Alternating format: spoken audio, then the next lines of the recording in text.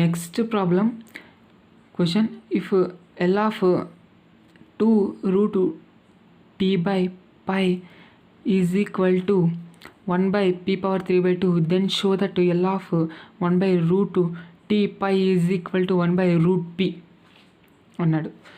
వాడు ఏమి ఇచ్చాడు, L of f of t ఇది. So L of f of t is equal to f of p ఈ విధంగా ఇచ్చాడు.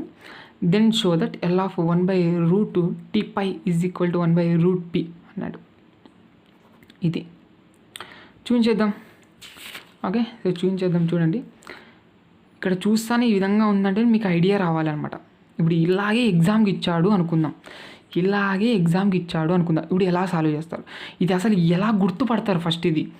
ఓకే, ఇప్పుడు ఎలా గుర్తుపడతారు, ఇప్పుడు ఎలా సాల్వ్ చేస్తారు అనేది చెప్తాను. చూడండి, ఇప్పుడు ఈ విధంగా ఎగ్జామ్ ఇచ్చాడు. ముందుగా ఇక్కడ ఎఫ్ ఆఫ్ టీ ఏది ఉంది, ఎఫ్ ఆఫ్ టీ ఈడు ఉంది. ముందుగా ఎఫ్ డాష్ ఆఫ్ టీ చూసుకోండి. ఎఫ్ డాష్ ఆఫ్ టీ ఏమవుతుంది, ఇక్కడ ఎఫ్ ఆఫ్ టీ ఇది. ఎఫ్ డాష్ ఆఫ్ టీ ఏమవుతుంది, 2 కాన్స్టెంట్ బయటకి రాస్తాను. Okay, so divide X of root x అని ఇక్కడ ముందుగా రూట్ను కూడా స్ప్లిట్ చేసుకోండి ఉందని చెప్తాను. ఇప్పుడు 2 ఉంది, ఇప్పుడు రూట్ కూడా స్ప్లిట్ చేసుకోండి. రూట్ 2 డివైడ్ బై రూట్ పై అయిపోతుంది. ఇక్కడ 2 బై రూట్ పైన కాన్స్టెంట్ టోటల్గా బయట రాసేయండి. 2 బై రూట్ పైన కాన్స్టెంట్ బయట రాసేయండి. ఓకే, ఇంకా మనకు దీనికి ఒకటి అప్లై చేయాల్సి ఉంటుంది అనమాట. Divide dt of root t ఇక్కడ. ఓకే, అర్థమైంది ఇంతకుముందుకు. ఇది ఎఫ్ ఆఫ్ టీ. దీనికి ఇక్కడ నేను రూట్ అనేది స్ప్లిట్ చేసుకొని కాన్స్టెంట్ అంతా బయటికి రాసేసుకున్నాను, ఎందుకంటే డిఫరెన్షియేషన్ చేసుకోవడానికి. ఇక్కడ టీకి ఒకటే చేయాలి కాబట్టి రూట్ టీ. ఇక్కడ ఇది 2 బై రూట్ పై అనేది కాన్స్టెంట్ అయిపోయి బయట రాసాను. ఇంకా రూట్ టీ ఉంటుంది, రూట్ టీకి డిఫరెన్షియేషన్ చేయాలి. So d/dt of root t అంటే 1/2 root t. Okay, 1/2 root t కింద. ఓకే, ఈ టూ క్యాన్సిల్, 1/రూట్ టీ పై అయితే అయిపోతుంది టోటల్గా. ఓకే, ఈ విధంగా అయిపోతుంది. కాబట్టి ఇక్కడ మనకు ఏమి యూజ్ చేయాలి, లాప్లాస్ ట్రాన్స్ఫార్మ్ ఆఫ్ డెరివేటివ్స్ అనేది యూజ్ చేసి ప్రూవ్ చేయాల్సి ఉంటుంది అనమాట. ఇక్కడ ఈ విధంగా ముందు స్టెప్గా ఆలోచించాలి మీరు. అర్థమైంది మీకు ఇది. ఇప్పుడు మనం చేద్దాం. చూడండి, ఇది answer given L of 2 root t by pi is equal to 1 by p power 3 by 2 అన్నాడు. వాడు ఇచ్చిండేదే రాశాను. ఇది మనకు ఎఫ్ ఆఫ్ టీ. చూడండి, by Laplace transform of derivatives ప్రకారంగా L of f dash of t is equal to p into L of f of t minus f of 0. ఇక్కడ dash ఒకటి తీసుకున్నాను, ఎందుకంటే ఇక్కడ చూసాను నేను ఆల్రెడీ. ఇక్కడ చూసేసాను డాష్ ఒకటి తీసుకున్నాడు అనేసి. ఈ విధంగా ఎఫ్ డాష్ ఆఫ్ టీ చేసి ఉంటే నాకు వచ్చింది ఇది దీనికి. ఓకే, మీరు రాలేదంటే ఒకసారి F double dash of t చేసి చూడండి, వస్తుంది.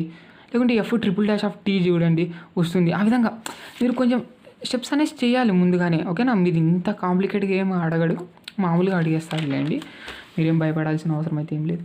ఇది అనమాట. L of f dash of t is equal to p into L of f of t minus f of 0. L of f of t అన్న రాయండి, f of p అన్న రాయండి. f of p రాసినంటే డైరెక్ట్ వాల్యూ సబ్స్టిట్యూట్ చేసుకోవచ్చు. Okay, ఇది ఫార్ములా. ఇప్పుడు మనకు దీనికి ఏమేమి కావాలో అనేది చేసుకుందాం. ఎఫ్ ఆఫ్ టీ ఏముంది, 2 into root of t by pi ఉంది. రూట్ అనేది స్ప్లిట్ చేసా, 2 into root t divided by root pi. ఇంకా ఎఫ్ ఆఫ్ 0 కావాలి, is equal to 2 by root pi separate పెట్టేస్తాను. టీ ప్లస్ 0, రూట్ 0 అంటే 0 అనేది 0. ఎఫ్ ఆఫ్ 0 ఏమైపోయింది, 0 అయిపోయింది ఇక్కడ. నెక్స్ట్ ఇంకేమేమి కావాలి, ఎఫ్ డాష్ ఆఫ్ టీ కావాలి. కాబట్టి F dash of t is equal to ఇక్కడ 2 బై రూట్ పైన కాన్స్టెంట్ బయట పెట్టేస్తాను. ఇంకా రూట్ టీ హోల్ డాష్.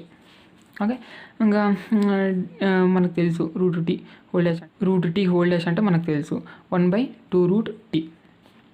ఇది ఇంకా ఈ టూ క్యాన్సిల్, ఇంకా 1/√2 ఇంటూ రూట్ పై అయితే అయిపోతుంది. ఇంకా టోటల్గా రాసేయండి రూట్ 1/√² ఆఫ్ టీ పై. ఇది వచ్చేసిందా, ఇది ఎఫ్ డాష్ ఆఫ్ టీ. ఈ వాల్యూస్ అన్నీ ఎత్తుకొచ్చి ఇదంతా సపోర్ట్ చేయండి, చూద్దాం ఏ విధంగా అవుతుందంటే ఈ విధంగా అయిపోతుంది. ఓకే, సో ఇది L of f of t అంటే ఇక్కడ వాల్యూ ఇచ్చాడు ఆల్రెడీ వాడు. ఇది సబ్స్టిట్యూట్ చేస్తాను, ఈ విధంగా అయిపోతుంది. ఓకే, 1/p power 3 by 2 అయిపోయింది. ఇక్కడ p power 3 by 2 ఏ విధంగా రాసుకోవచ్చు, p ఇంటూ రూట్ pగా రాసుకోవచ్చు. ఈ p cancel. Okay, so L of 1/√t పై ఈజ్ ఈక్వల్ టు 1/√p. ఇదేనా వాడు చూపించమనండి, ఇది చూసుకోండి కావాల్సింటే. ఓకే, 1/√p దీని వాల్యూ చూపించేసాం, అంతేనా. ఇది అనమాట, ఈ విధంగా సాల్వ్ చేయాల్సి ఉంటుంది అనమాట. ఇప్పుడు ఓకే, సో ఇప్పుడు వాడు ఇక్కడ వచ్చేసి మనకు ఇది ఉంది, 1/p⁻³ ఉంది. ఓకే, సో ఇది ఇచ్చాడు కదా, సరిపోయింది. ఇప్పుడు 1/p⁻³ ఉంది, ఇది ఇచ్చాడు కదా, సరిపోయింది. ఇప్పుడు వాడు ఈ value ఇవ్వకోకుండా so if L(2 × √(t/π) అన్నాడు, దెన్ షో దట్ ఇదాన్ని అడిగినాడు అనుకోండి, ఈ విధంగా అడిగినాడు. అప్పుడు ఎలా సాల్వ్ చేస్తారు? ఇది అడగకోకుండా, ఇది ఇవ్వకోకుండా, f(p) ఇవ్వకోకుండా ఈ విధంగా అడిగినాడు, అప్పుడు ఎలా సాల్వ్ చేస్తారు? ఇలా అడిగినాడంటే ఎలా సాల్వ్ చేస్తారంటే మామూలుగానే ఇప్పుడు ఇదంతా రాస్తారు. ఇది రాయవు, ఇది f(t), ఇది బై ద డెఫినేషన్ ఆఫ్ అనేసి ఈ విధంగా రాస్తావు అంతా. ఓకే, ఇది L(f(t)నే రాస్తావు. ఇక్కడ f(p) తీసుకోవు ఇక్కడ, ఎందుకంటే వాడు ఇవ్వలేదు కాబట్టి. ఓకే, L(f(t)నే తీసుకోవాలి ఇక్కడ ఫార్ములాలో. ఇది రాస్తావు, ఇదంతా చేస్తావు. ఇక్కడ L(2 × √t/√π) ఉంది కదా, ఇక్కడ ఆగిపోతావు. ఇక్కడ L అనేది చేయాల్సి ఉంటుంది అనమాట, లాప్లేస్ అనేది అక్కడ చేస్తాను చూడండి ఇది. ఓకే, ఇప్పుడు ఇక్కడి నుంచి వాడు f(p) ఇవ్వలేదంటే చేయాలన్నమాట ఈ విధంగా. ఓకే, ఇంకా L అనేది అప్లై చేయండి. ఇక్కడ 2/√π అనేది కాన్స్టాంట్ కాబట్టి బయట చూపేస్తాం చూడండి. 2p/√π అనేది అయిపోతుంది L(√t) అనమాట. √tని ఏ విధంగా రాసుకోవచ్చు? L(t)⁻1/2గా రాసుకోవచ్చు. మనకు తెలుసు L(t)n ఫార్ములా. ఓకే, ఇది వచ్చేసి మనకు p/q ఫామ్లో ఉంది కాబట్టి మనకు ఏ విధంగా తీసుకోవాలి? Γ(n+1/p⁻n+1) అది తీసుకోవాలన్నమాట. ఈ విధంగా అయిపోతుంది అప్లై చేసినట్టయితే. ఓకే, Γ(3/2)/p⁻3/2 అయిపోతుంది. ఇక్కడ మనకు Γ(3/2) వాల్యూ ఎంత అంటే 1/2√π డివైడెడ్ బై ఇక్కడ p⁻3/2 ఏ విధంగా రాసుకోవచ్చు అంటే p × √pగా రాసుకోవచ్చు. ఎందుకంటే ఇక్కడ p క్యాన్సిల్, ఇక్కడ 1/2 ఉంది కదా, ఇక్కడ 1/2, ఇక్కడ 2ని కిందికి దించుకోండి, ఇక్కడికి వచ్చేస్తుంది. ఓకే, ఈ విధంగా అయిపోతుంది. ఈ 2 క్యాన్సిల్, కన్ఫ్యూజన్గా ఉంటే చెప్తున్నాను మీకు.